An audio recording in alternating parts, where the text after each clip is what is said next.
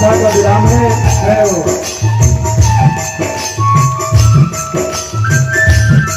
गोपालगंज जिले के माझा प्रखंड के गौसिया डुमरिया गांव स्थित डीजी उच्चतर माध्यमिक स्कूल में पिछले एक सप्ताह से चल रहे श्रीमद् भगवत कथा ज्ञान यज्ञ शनिवार को पूर्णाहुति के साथ संपन्न हुआ। इस दौरान पूर्णाहुति में भारी संख्या में महिला पुरुष श्रद्धालु भाग लिए। इस दौरान वृंदावन से पहुंचे कथावाचक स्वामी प्रज्ञानंद जी महाराज ने श्रीमद् भगवत कथा गीता का श्रवण करवाया। साथ ही लोगों को धर्म के मार्ग पर चलने और सनातन धर्म के प्रचार प्रसार करने का आह्वान किया। दरअसल माझा प्रखंड के गौसिया डुमरिया गांव स्थित डीजी उच्चतर माध्यमिक स्कूल में पिछले एक सप्ताह से चल रहे श्रीमद् भगवत कथा ज्ञान यज्ञ का वैदिक मंचोच्चार के साथ संपन्न हुई। इस दौरान कथावाचक स्वामी प्रज्ञानंद जी महाराज ने पत्रकारों से वार्ता करते हुए कहा कि सनातन धर्म कभी भी खतरे में नहीं पड़ा है, लेकिन कुछ अधर्मी जरूर कोशिश करते हैं। बड़े बड़े सनातन धर्म को मिटाने का प्रयास किए, लेकिन वे सनातन धर्म को मिटाने पाने में असमर्थ रहे और अंत में खुद मिट गए। उन्होंने रामचरितमानस पर अपनी प्रतिक्रिया देते हुए कहा कि रामचरितमानस तुलसीदास द्वारा रचित ग्रंथ है और तुलसीदास जी एक महान संत थे। कोई भी महान संत द्वारा कभी भी किसी का हित नहीं सोचता और न ही करता है। रामचरितमानस पर जो भी प्रश्न चिन्ह खड़ा करता है या निंदा करता है, उसकी पढ़ाई ढंग से नहीं हुआ है। मात्र का प्रतिनिधि बनाकर जीव के कल्याण के लिए ये पवित्र, उत्तम और सनातन धर्म की प्रमुख ग्रंथ हम सबों को उपहार के रूप में दिया।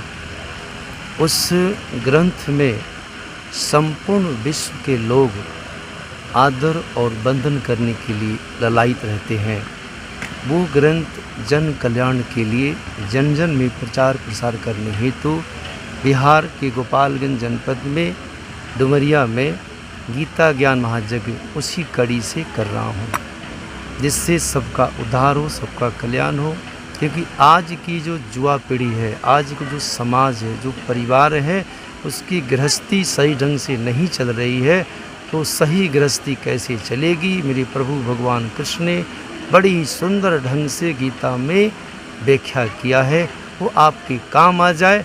उसी निमित्त हम इस गीता ज्ञान महायज्ञ के माध्यम से जन कल्याण से संबंधित विषय की चर्चा कर रहे हैं। आज विभिन्न जगह सनातन को संरक्षण करने की बात की जा रही है, क्या आपको लगता है कि सनातन खतरे में है?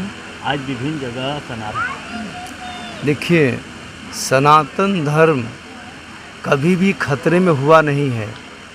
इस धरती पर तमाम अधर्मियों की संख्या बढ़ी और ऐसे ऐसे शक्तिशाली अधर्मी आए जो हवा में उड़ सकते थे, पानी में चल सकते थे, पुष्पक विमान से चल सकते थे।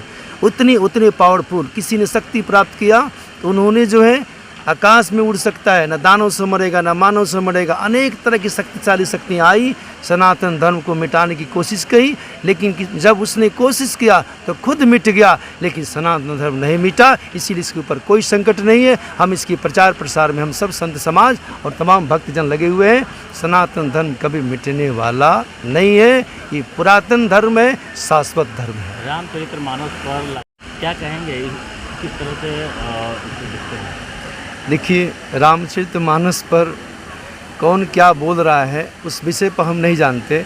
हम इतना जानते हैं कि रामचरितमानस में तुलसीदास जी एक महान संत हैं और कोई महान व्यक्ति, कोई महापुरुष किसी के अहित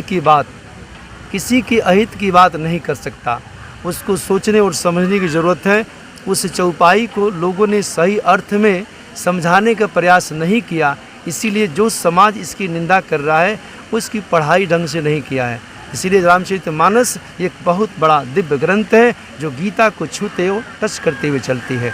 बहुत बड़ा ये तो कल्याण का ग्रंथ है रामचरितमानस। आपके विषय में ऐसा माना जाता है कि आप कई लोगों का यहाँ पर कल्याण करेंगे, क्या लगता है आप में कोई दैवीय शक्ति है? नहीं, हमारे पास कोई दैवी शक्ति नहीं है। हमारे पास कोई दैवी शक्ति नहीं है, न मेरे पास कोई भगवत सत्ता है। भगवान का साधक हूँ, बस इसी भाव से कि भगवान के नौकरी में रात दिन लगा हूँ उस ठाकुर के चरणों में। तो मुझे विश्वास है कि आपके दुख और दर्द को ले जा करके ठाकुर के चरणों में रह के थोड़ा रो लेता हूँ, कह लेता हूँ, उस बच्चे की भांति जो अपने पिता से दुनिया के दुख दर्द को सुना के अपने पिता से कल्याण करवा लेता है। कि परम पिता परमेश्वर मेरा कृष्ण है, मैं इनके चरणों में लोक कल्याण हेतु मैं प्रार्थना करता हूँ, सिर्फ प्रार्थना करता हूँ। साधक हूँ, भगवान नहीं।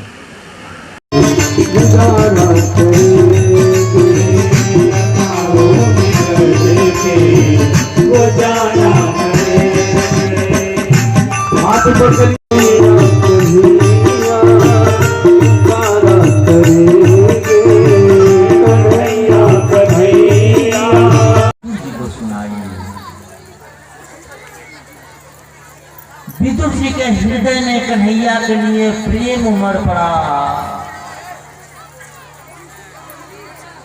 विदुर जी ने जब और सुनने की इच्छा प्रकट की तब उद्धव जी ने कहा कि हरिद्वार में मैत्री नाम के मुनि रहते हैं, आप उनके पास चले जाओ।